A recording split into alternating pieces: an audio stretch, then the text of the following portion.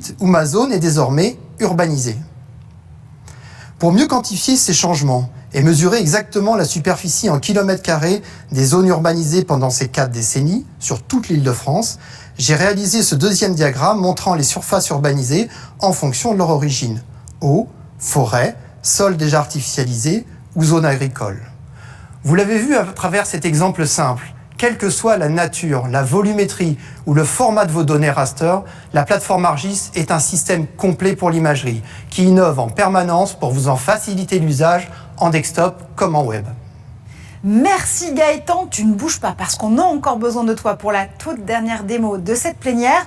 Mais Christophe, ces satellites qui sont envoyés par centaines chaque année dans le ciel, forcément, ça va provoquer un embouteillage de données, des volumes encore plus grands à gérer. C'est faisable ? C'est tout à fait faisable, c'est ce qu'on appelle le data déluge, le déluge ou l'avalanche de données.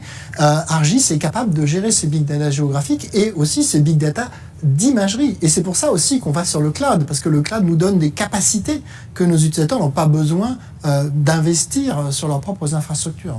Alors Christophe, depuis le début de cette émission et de cette plénière, on se dit qu'on essaie de faire entrer le monde dans la machine.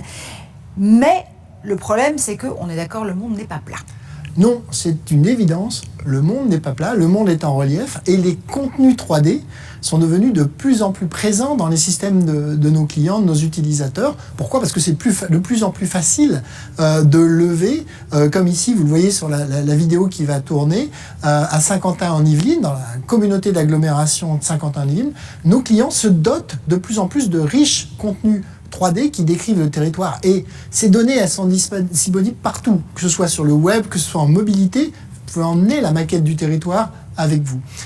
Et ça réalise à la fois des visualisations captivantes, qui attirent l'œil. On repense à BNP Paribas Real Estate tout à l'heure, l'aspect gamification, mais aussi des analyses pertinentes sur la troisième dimension de l'information.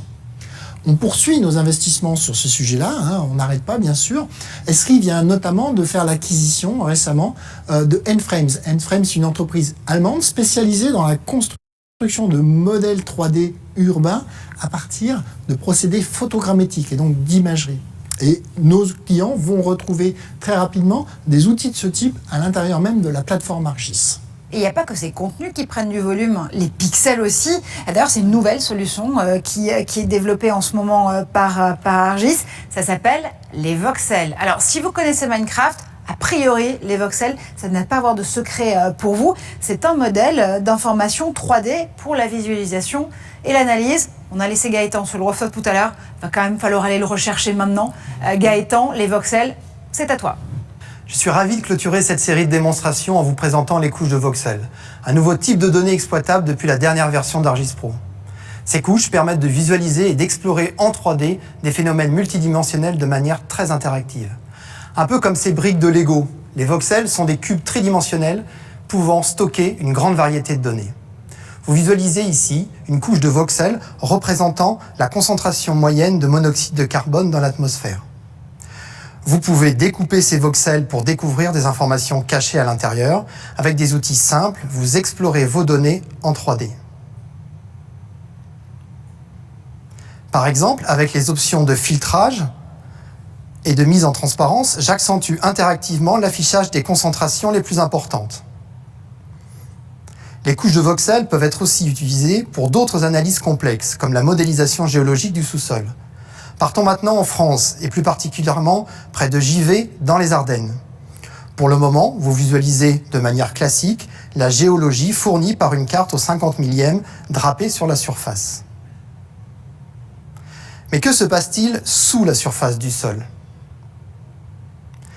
Eh bien, sous le sol, vous allez voir apparaître un modèle géologique 3D fourni par le Bureau de recherche géologique et minière, décrivant les couches stratigraphiques du sous-sol avec plus de 8 millions de voxels.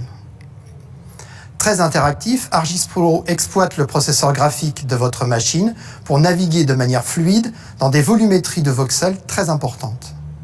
Et pour découvrir ce qui se passe au cœur de vos couches de voxels, vous disposerez de nouvelles capacités de coupe et de section.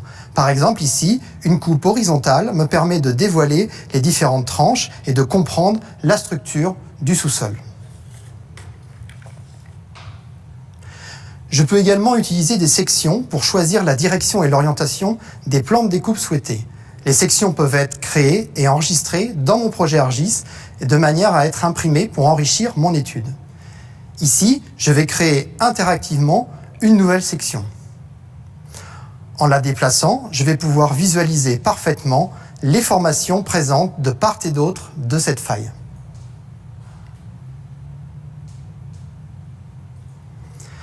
Basculons rapidement sur une autre couche de voxels géologiques qui couvre cette fois-ci l'ensemble des Pays-Bas pour vous montrer la performance d'affichage et de navigation dans un jeu de données qui cette fois-ci est composé de plus de 7 milliards de voxels. Et vous voyez avec quelle facilité et fluidité je me déplace. Après le ciel, la terre, terminons par la mer. Étudions maintenant la température de l'eau de l'océan Atlantique tout au long d'une année. La couche de voxels vous permet de regarder cette donnée de différentes façons. Par exemple, en définissant une isosurface à une valeur spécifique, comme 13 degrés, ici. Cette valeur, vous pouvez la modifier interactivement. Dans les exemples précédents, nous affichions une variable relative à des données tridimensionnelles, x, y et z. Mais les couches de voxels peuvent utiliser une quatrième dimension, à savoir le temps. En utilisant cette dimension temporelle pour filtrer et animer votre couche, vous pourrez voir des phénomènes comme ici la poussée en rouge et jaune vers le nord, qui n'est autre que le Gulf Stream. Ces données Open Data sont issues de la NOAA, mais vous pourrez générer des couches de voxels à partir de couches 3D de points, de couches raster ou de traitements comme avec l'outil Crijage 3D. Véritable innovation pour aller plus loin avec votre SIG 3D, les couches de voxels ont un énorme potentiel d'analyse et nous avons vraiment hâte de voir ce que vous en ferez. Merci Gaëtan, et tu remercies évidemment de notre part à nouveau Julie et Sébastien. Vous avez été un trio parfait sur ce rooftop. Christophe, c'est presque la fin de cette plénière SIG 2020.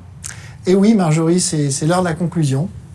Vous l'avez vu, Esri innove encore et toujours à votre service, au service de vos idées et au service de votre créativité. Nous sommes réellement impatients de voir ce que vous allez faire de toutes ces innovations. Car c'est vous qui cherchez des solutions aux problèmes géospatiaux de vos organisations et c'est vous qui trouvez ces solutions. Car vous faites réellement la différence et nous sommes extrêmement fiers d'avancer avec vous et de vous servir. La semaine ne fait que commencer. C'est désormais à vous de prendre la parole, c'est à vous de prendre le pouvoir de SIG 2020. Et je vous souhaite une excellente conférence SIG 2020. Et Marjorie, il me reste à te remercier pour cette matinée et cette présentation. Merci à toi et merci à vous.